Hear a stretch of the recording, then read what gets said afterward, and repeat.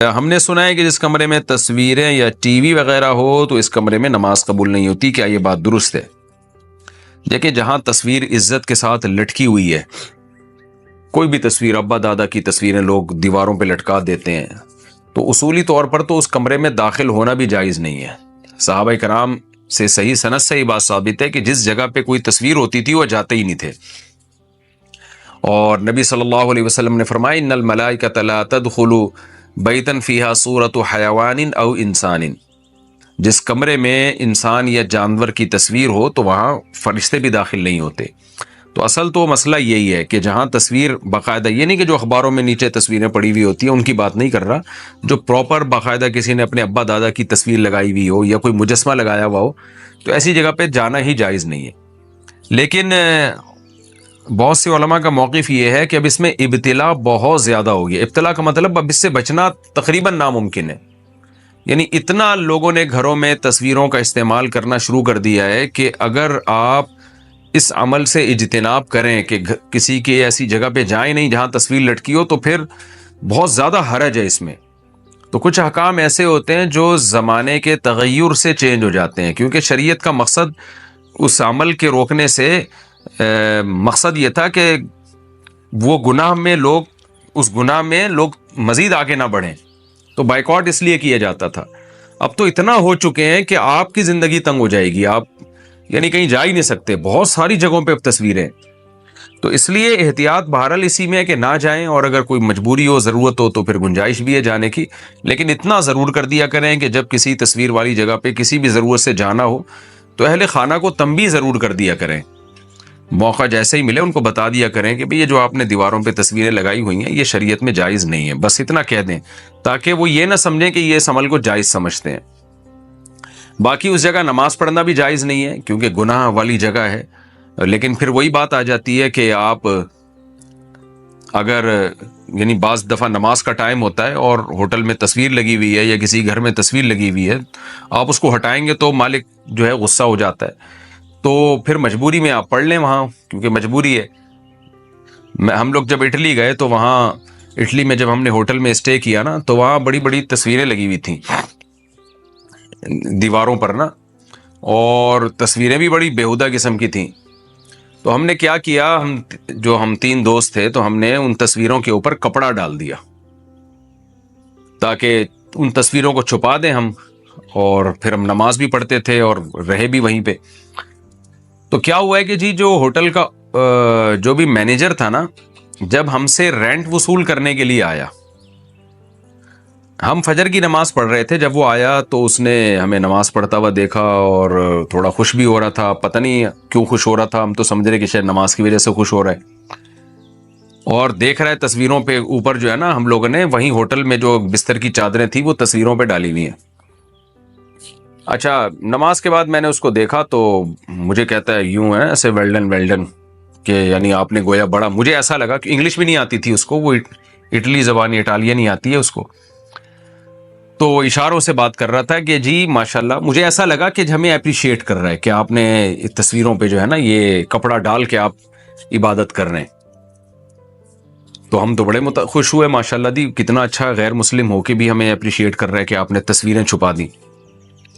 بعد میں اس سے مجھے، ہمارے جو ساتھ تھے ازمان بھائی جو گئے تھے، تو جھگڑے کی آواز آ رہی ہے. میں نے کہا کیا کہانی ہے بھائی؟ کہہ رہے ہیں یہ تم لوگوں نے جو چادریں استعمال کی ہے نا، بیڈ پہ جو چادر پڑی ہوئی ہے، یہ چادر تم نے جو تصویر پہ ڈالی ہے، اس کا تم نے چادر استعمال جو الگ پرپز کے لیے کی ہے، یہ تو سونے کے لیے تھی، تو اس کے الگ سے کرایہ دو مجھے. تو میں نے کہا واہ واہ، تبھی وہ ویلڈن کر رہا ہے. تو اب آپ دیکھو کہ ہم تصویر ہٹا کے چھپا دیتے تو وہ کتنا غصہ ہوتا اور کیا کرتا ہمارے ساتھ. تو جب انسان پریکٹیکل لائف میں آتا ہے تو پھر اس کو اپنی بھی مجبوریاں بھی پتہ چلتی ہیں اور لوگوں کی مجبوریاں بھی پتہ چلتی ہیں. تو اصولی طور پہ مسئلہ یہی ہے کہ تصویر والی جگہ پہ جانا بھی جائز نہیں ہے اور نماز بھی جائز نہیں ہے. لیکن ابتلا بہت زیادہ ہے، لوگ بہت زیادہ اس میں مبتلا ہیں تصویر سازی کے جرم میں. تو اب اگر آپ ایوائڈ کریں گے تو زندگی آپ پہ تنگ ہو جائے گی. الامر اذا ضاق اتسع واذا اتسع ضاق. فقہ کا ایک قاعدہ ہے جو قرآن و حدیثی سے فقہا نے نکالا ہے کہ بعض چیزیں ایسی ہوتی ہیں کہ جب ان میں حرج واقع ہونے لگا ہو تو پھر شریعت میں اس میں گنجائش پیدا ہو جاتی ہے. اور جب اس میں حرج نہ ہو تو پھر گنجائش ختم ہو جاتی ہے. تو تصویر کا مسئلہ بھی انہی مسائل میں سے ہے کہ ابتلا بہت زیادہ ہے. تو حتی الامکان کوشش کریں ایسی جگہ پہ نماز بھی نہ پڑھیں اور جائیں بھی نہیں. مجبوری ہو تو پھر گنجائش ہے، اللہ سے امید ہے کہ گناہ نہیں ملے گا.